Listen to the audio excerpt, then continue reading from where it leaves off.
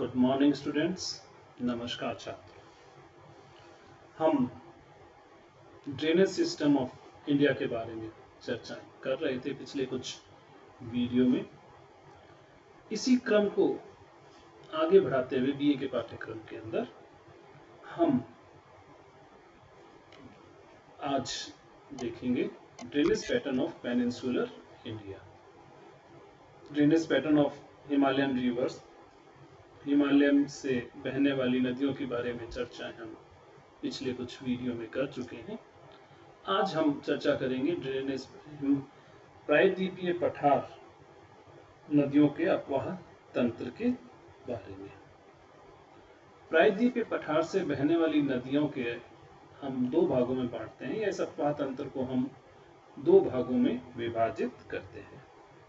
पहला भाग तो एक में नदियां हमारी बे ऑफ बंगाल यानी बंगाल की खाड़ी में जो नदियां गिरती हैं उनकी चर्चा, और दूसरे भाग में हम रखते हैं वे नदियां जो जाकर के अरब की खाड़ी में गिरती हैं। इस प्रकार से दो भागों में हम इनको विभाजित करते हैं। बंगाल की खाड़ी में गिरने वाली मुख्य नदियां महानदी, गोदावरी, कृष्णा, कावेरी, सुवर्णरेखा, ब्राह्मणी और पेन्नार है, तथा अरब सागर में गिरने वाली मुख्य नदियां में नर्मदा व तापी को हम शामिल करेंगे। आज हम बंगाल की खाड़ी में गिरने वाली नदियों की चर्चा करेंगे। इसमें सर्वप्रथम हम महानदी को लेते हैं। ये महानदी है, यहाँ पे आपकी ये बह रही है।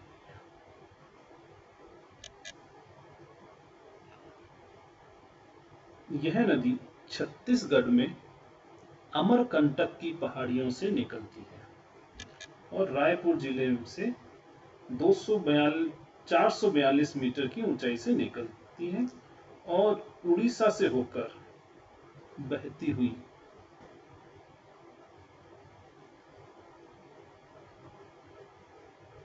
बंगाल की खाड़ी में जाकर के मिलती है। इसका ऊपरी भाग जो है वो तश्तरी नुमा होता है और जो छत्तीसगढ़ मैदान में है, जो तीन ओर से पहाड़ियों से घिरा हुआ है। अतः इनमें कई सहायक नदियां आकर के मिलती, इसमें कई सहायक नदियां आकर के मिलती हैं। मुख्य सहायक नदियां ई, मोड, हासदो तथा टेल है।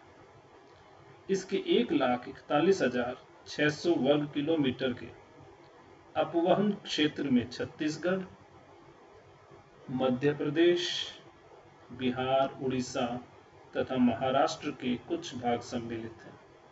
इस नदी की कुल लंबाई 857 किलोमीटर है। इस नदी पर हीराकुड बांध बना हुआ है। बंगाल की खाड़ी में गिरने से पहले यह 9,500 वर्ग किलोमीटर क्षेत्रफल का बड़ा डेल्टा बनाती है। ये बहुत बड़ा डेल्टा ये बड़ा डेल्टा यहाँ बनाती है। इसके पश्चात हम चर्चा करते हैं जो मुख्य नदी है वो गोदावरी है। यह प्रायद्वीप की सबसे बड़ी नदी है। गोदावरी नदी जो है प्रायद्वीप भारत की सबसे बड़ी नदी है। ये गोदावरी यहाँ से निकल करके ये यहाँ पर आके गिर रही है। इसकी लंबाई 1,465 किलोमीटर है। यह महाराष्ट्र के नासिक से निकलती है। ये एकदम देखिए आप इसमें आपका जो वाटर डिवाइड है इसके पास में यहाँ पे नासिक से निकलती है और आंध्र प्रदेश में बंगाल की खाड़ी में जा गिरती है। इसका कुल अपवहन क्षेत्र 3,12,812 वर्ग किलोमीटर है, जिसका 50% भाग अकेले महाराष्ट्र में है। महाराष्ट्र में अधिकतर भाग में ये बहती है। शेष अपवन क्षेत्र कर्नाटक, उड़ीसा और आंध्र प्रदेश में इसका रहता है। अपने विशाल आकार तथा विस्तार के कारण यह प्राय बृहद गंगा अथवा दक्षिणी गंगा के नाम से पुकारी जाती है। प्रवदा, पूर्णा, वैनगंगा, पैनगंगा, वरदा, प्राणहिता, इंद्रावती, सबासी इसकी प्रमुख सहायक नदियां हैं। बंगाल की खाड़ी में गिरने से पहले यह 120 किलोमीटर लंबा चौड़ा डेल्टा बनाती है। भारी निक्षेप के कारण यह डेल्टा लगभग 35 किलोमीटर समुद्र के अंदर बढ़ गया है। इसके पश्चात हम चर्चा करेंगे कृष्णा नदी की, जो यहाँ की महत्वपूर्ण नदी है। इसकी उत्पत्ति महाबलेश्वर के निकट एक झरने से होती है। ये वाटर डिवाइड के नजदीक आप यहाँ फिर से देख रहे हैं, कृष्णा नदी यहाँ से निकल रही है, होती भी यहाँ आती है। महाबलेश्वर के निकट एक झरने से होती है। यह नदी अपने उद्गम से मुहाने तक महाराष्ट्र, कर्नाटक तथा आंध्र प्रदेश में 1400 किलोमीटर की यात्रा करती है, बहती है। इसका कुल अपहन क्षेत्र 2,58,000 वर्ग किलोमीटर है। कोयना, भीमा, तुंगभद्रा, ये सारी नदियां इसकी प्रमुख सहायक नदियां हैं। यह नदी एक बड़ा डेल्टा बनाती है। यहाँ पर आप ये देख रहे हैं, डेल्टा होने दोनों के बीच में बहुत अधिक गैप नहीं है, जिसका क्षेत्रफल, इस डेल्टा का क्षेत्रफल 4,600 वर्ग किलोमीटर है तथा तट रेखा 120 किलोमीटर है। तट के साथ गोदावरी तथा कृष्णा नदियों के डेल्टा आपस में मिलते हुए दिखाई दे रहे हैं। यहाँ पे देखिए, दोनों एकदम नजदीक यहाँ पर आपके। इसके पश्चात हम चर्चा करते हैं जो महत्वपूर्ण दक्षिण भारत की महत्वपूर्ण कंट्रोवर्शियल नदी कावेरी है, जिसकी चर्चा हम यहाँ पर करते हैं। यह नदी पश्चिमी घाट की कावेरी नदी है।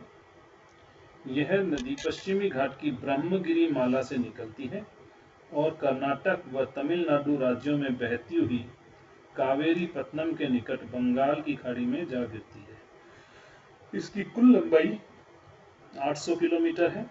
इसका अपहन क्षेत्र 87,900 वर्ग किलोमीटर है, जो केरल, कर्नाटक और तमिलनाडु राज्यों में फैला हुआ है। मैसूर पठार में यह नदी कई जलप्रपात बनाती है, जिनमें शिव समुद्रम सबसे प्रमुख है।